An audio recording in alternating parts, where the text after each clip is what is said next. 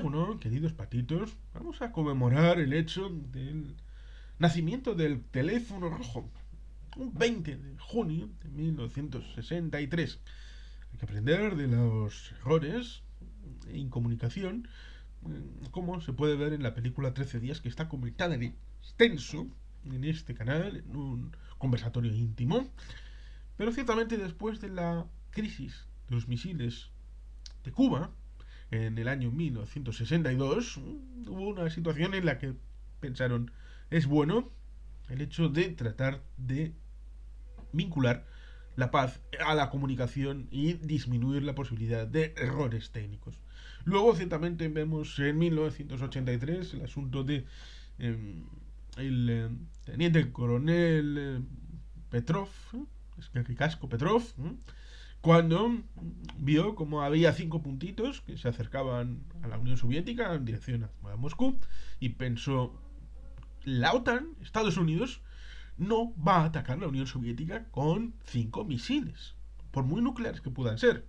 Y por lo tanto, se fumó un cigarrillo, acabó viendo que aquello no estaba en peligro. No había habido un ataque, sino había habido un problema técnico. Lo mismo que en los años 90, también con una serie de aparatos de meteorología en Noruega, también hubo la disponibilidad, pero normalmente se suele olvidar los efectos dentro del ámbito de la propia esfera comunista, porque en 1964, un añito después, hubo una problemática entre la Unión Soviética y China, en donde los chinos quisieron recuperar. Ahora tiene mucha importancia para el presente y el futuro, como es el dilema de los tratados desiguales, porque en estos últimos tiempos, meses, el señor Xi Jinping, presidente de China y líder del Partido Comunista de China, ha ordenado el restablecimiento de los nombres chinos, los toponimia china, de la zona recuperar de la orilla oriental del río Amur. Y por tanto, ciertamente, Vladivostok, Sajalín, todos estos lugares son de origen chino en la participación del imperio del medio, el imperio celestial. Por tanto, ciertamente, ahí tenemos un asunto que cristalizó en el año 1964 con una búsqueda de los chinos de tratar de capturar, por probar, por tentar.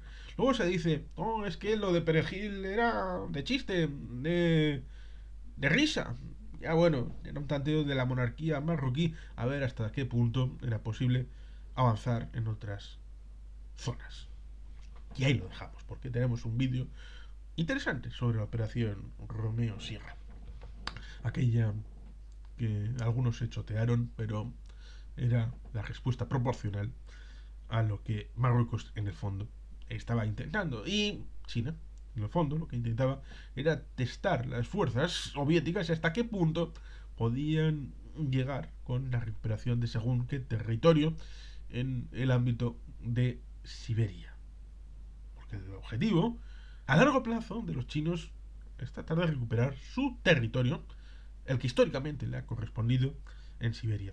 Estuvieron un mes de avances, retrocesos, de conquista, reconquista de la isla, hasta que los chinos dijeron, bueno, hemos terminado la prueba, hemos aprendido mucho y nos retiramos. Pero había una concatenación luego en los años 70, como es el asunto de Camboya, donde hubo un genocidio Khmer de los comunistas de Pol Pot, que eran muy amigos de los chinos, por esta cosa geopolítica de... Están los camboyanos, que quieren un régimen comunista porque lo consiguen en 1975 al albur de la caída de Saigón. Durante 3 años liquidan a 2 millones de una población de 6 de todo Camboya por el dogma de llevar a la última consecuencia el dogma del marxismo-leninismo. Hasta la última consecuencia, un tercio de la población es eliminada. Los vietnamitas, viendo esto, en 1978 entran en Camboya y obligan a rendirse y a retirarse de la gran mayoría del país, hasta el punto de entrar en zona de Tailandia y resistir prácticamente 20 años en esa zona. y por lo tanto instaurar un nuevo gobierno, un nuevo régimen en Camboya. Pero eso no le gustó a los chinos y entraron. Y durante un año hubo una guerra entre los vietnamitas y los chinos. Porque como diría el amigo Alberto Pleguezuelos, los vietnamitas podían ver a los franceses o a los estadounidenses porque venían y sabían que en algún momento se irían, como se habían ido los japoneses en el periodo de la Segunda Guerra Mundial. Pero los chinos eran ocupantes que estuvieron un milenio sobre tierra vietnamita y por lo tanto a ellos había que ganarles y les ganaron. Les ganaron en esa guerra de 1978 a 1979, pero, como digo, había esa concatenación de conflictos entre Camboya, el ámbito de Vietnam, de China, la participación subrepticia de la Unión Soviética. Por lo tanto que se dice que fue posible la guerra nuclear mundial en el ámbito de Occidente, Oriente, guerra de la crisis de los misiles. Pudo haber guerra nuclear mundial en 1964 por la crisis entre China y la Unión Soviética. Recordemos que ya tenía armas nucleares los chinos, por lo tanto eran dos potencias nucleares enfrentándose en un mes de guerra sobre una isla. Y por supuesto también en ese momento de 1978-79, cuando en el 79 los soviéticos entran en Kabul para tratar de mantener su hegemonía en una lucha intestina de dos facciones comunistas en 1979, en Kabul. No muy lejos. Ahí está en la zona retranqueada de Xinjiang, en el ámbito uigur, musulmanes, que luego tendrá que ver porque en 1979 fue la revolución de Khomeini de Irán. Por lo tanto, la situación del momento siempre tiene que ver. Y por eso resulta interesante situaciones como esta del teléfono rojo, en teoría para minimizar la posibilidad de conflictos entre Estados Unidos, de Washington, y Moscú, la Unión de Repúblicas Socialistas Soviéticas. Había habido problemas.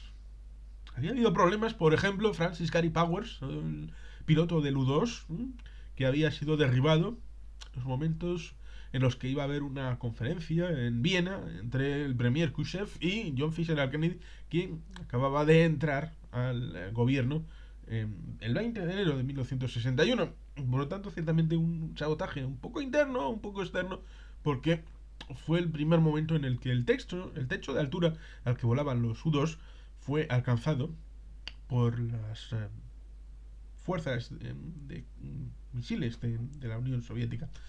Era hasta ese momento un techo vacío.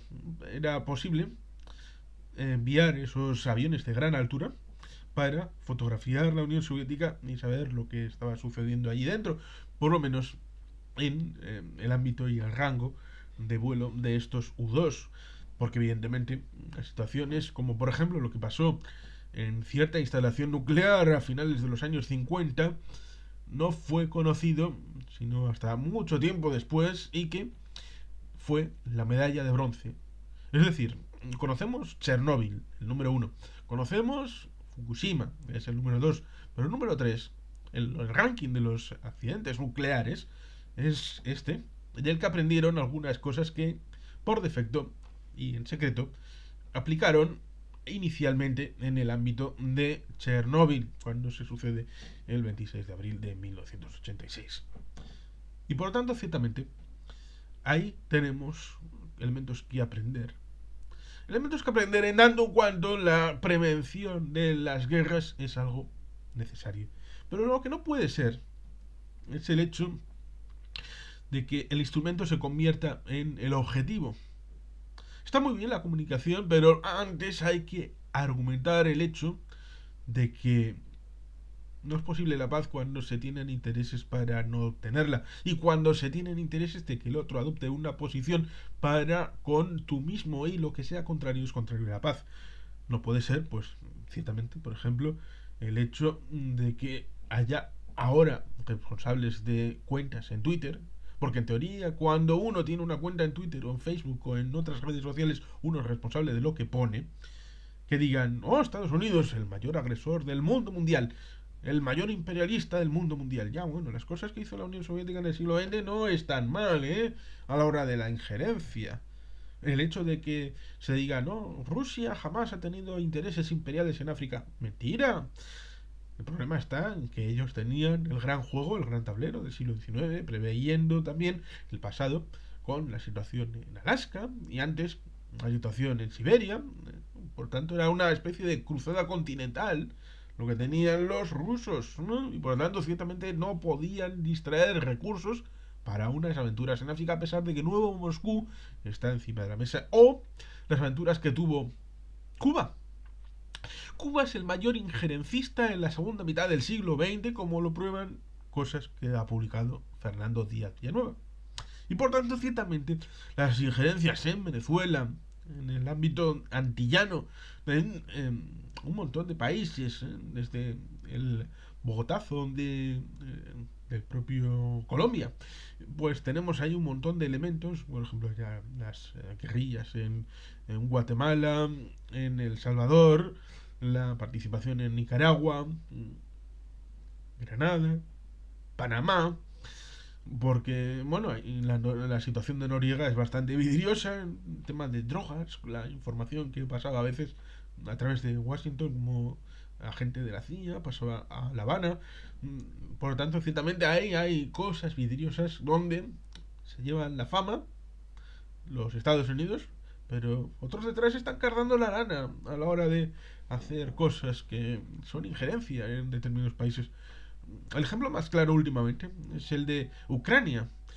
Si Ucrania quiere hacer cualquier otra cosa de lo que quiera Moscú, eso es una lucha contra la paz. Es una destrucción del orden convenido. Y por tanto, eh, es que el pozo objetivo es una descripción, una identidad del problema. Y por tanto, aquello que intente cambiar el status quo de lo que en Moscú creen que es lo que debe ser, entonces eso es tratar de forzar una destrucción de la paz organizada y por tanto eso debe de ser corregido y se ha intentado por muchas maneras. Se ha intentado por la diplomacia, se ha intentado por la coerción, el meter quintas columnas a nivel político, a nivel social, tratar de utilizar los ciudadanos de etnia o cultura o lengua rusa. Y cuando todo eso ha fallado, se intentó la vía militar. Y por eso estamos en el punto en el que estamos. Por tanto, lo mismo que sucede en Corea, entre las dos Coreas. Sí, había una serie de enlaces para la comunicación entre Corea del Norte y Corea del Sur, pero si Corea del Norte hace lo que hizo en 1950, que es avanzar sobre Corea del Sur con una invasión en toda regla, pues evidentemente, por mucho que se quieran comunicar, la vocación de una de las partes es ir a la guerra. Por tanto, ciertamente ahí tenemos siempre una dificultad de comprensión cuando se habla. Dos no se pelean si uno no quiere. Porque, como hemos dicho, por ejemplo, en algún que otro conversatorio con Emilio Blanedo sobre el tema del Ku Klux Klan, el linchamiento existe. Y en aquel caso eran linchamientos organizados con trenes, medidas radiofónicas para avisar de que iba a haber uno de estos eventos aparentemente espontáneos. Por lo tanto, el linchamiento existe, es decir, que una de las partes quiera hacer bullying sobre la otra y la otra, cuando quiera defenderse y diga que no hay forma de negociar ninguna paz aquí, el malo al que se le quiera atribuir esa situación sea al agredido. Por tanto, ciertamente, el asunto siempre es vidrioso y adecuadamente necesario a la explicación respecto a lo que es y no es una posibilidad de diálogo de paz.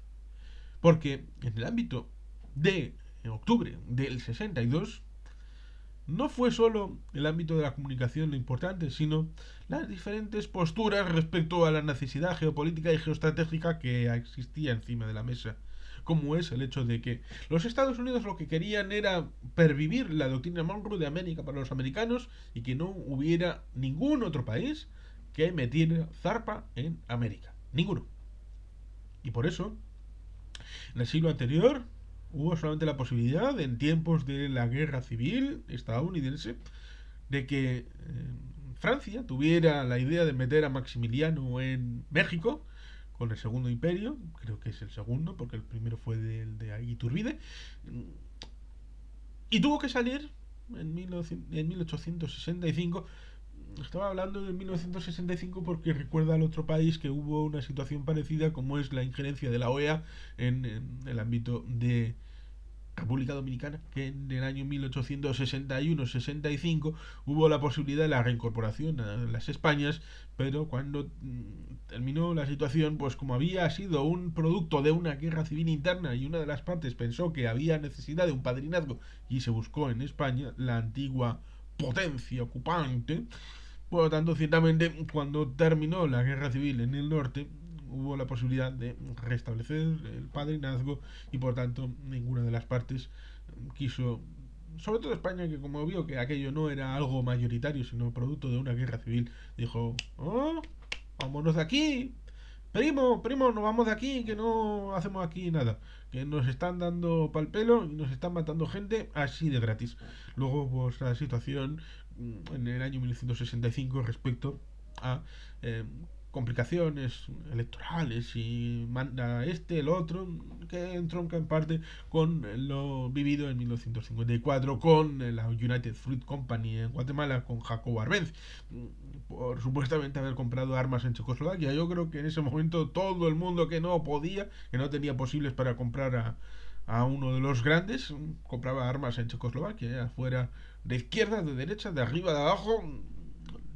Por tanto, algo incomprensible, pero más incomprensible si no se entiende el factor cubano respecto a esta situación, sobre todo después al de 5 años, porque en el caso de Jacobo Arbenz fue el momento en el que se reconvirtió un tal Ernesto Guevara de la Serna, Ernesto Che Guevara, para el comunismo. Y ahí le vinculó luego a través de México con los barbudos, con Fidel y el Granma, que resulta curioso y alucinante recordar que Granma venía por Grandmother, es decir, abuelita. Era un barco de un potentado estadounidense el que llevó a los barbudos a Cuba.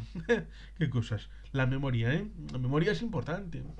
Por eso estas pequeñas historias trufan la realidad de nuestro querido mundo. Y por tanto, ciertamente, estos elementos respecto a la injerencia, Estados Unidos lo que quería era eso, mantener el padrinazgo de Estados Unidos para todo el hemisferio occidental. ¿Qué quería la Unión Soviética? La Unión Soviética lo que quería era tratar de evitar que hubiera acceso, por ejemplo, a los misiles que estaban en Turquía, a una amenaza sobre la propia Unión Soviética. Ellos creían que ya habían eliminado la posibilidad de los vuelos del U-2, viendo que en 1961 con Francis Gary Powers habían derribado el avión, y en esos años pues tenemos el K-19, el Widowmaker, la idea de poder lanzar desde submarinos y por lo tanto lo que ahora se conoce como tríada, tratar de avanzar en el vector de lanzamiento desde submarinos, también tenían de tierra y también desde el ámbito de los aviones, para tratar de dar cobertura nuclear, el paraguas al ámbito de la Unión Soviética. Y por lo tanto, ahí tenemos el asunto respecto a avanzar con esta idea de tratar de evitar que haya amenazas cercanas a la Unión Soviética. ¿Pero qué quería Cuba? Cuba lo que quería era una garantía, como tiene por ejemplo Corea del Norte actualmente, respecto a tener armamento nuclear en su territorio. Evidentemente los soviéticos no iban a dárselo gratis a Tamore y decir aquí tienes y puedes hacer lo que quieras con ellos, hasta el punto de que dicen que Fidel, cuando estaba terminando la crisis, dijo lancen, y si hubiera tenido la disponibilidad pues igual hubieran lanzado los misiles, o por lo menos uno, y habría desatado algo terrible. Y por lo tanto, ciertamente, a cada cual lo suyo, ¿eh? La medalla respecto a la belicosidad, pues casi hay que ponérsela más a Fidel Castro que a Nikita Khrushchev, a pesar de que esa derrota estratégica, a pesar del empate táctico, en el duelo estratégico de equilibrio nuclear, le llevó el año siguiente a la instalación de este teléfono rojo.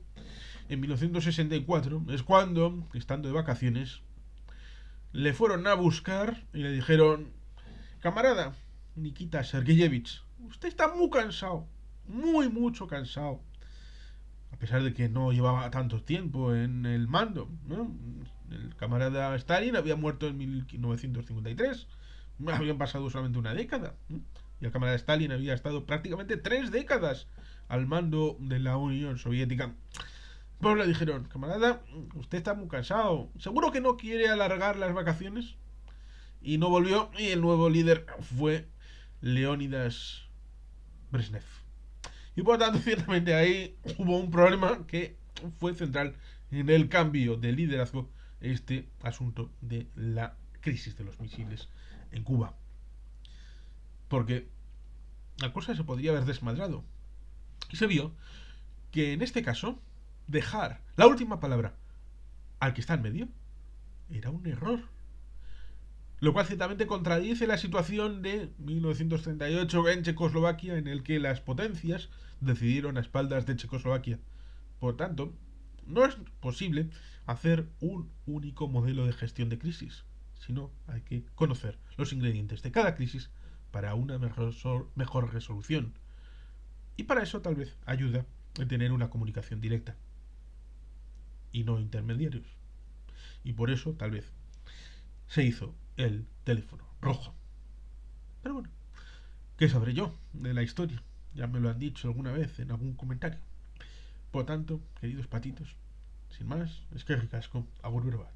Betty Gelpien.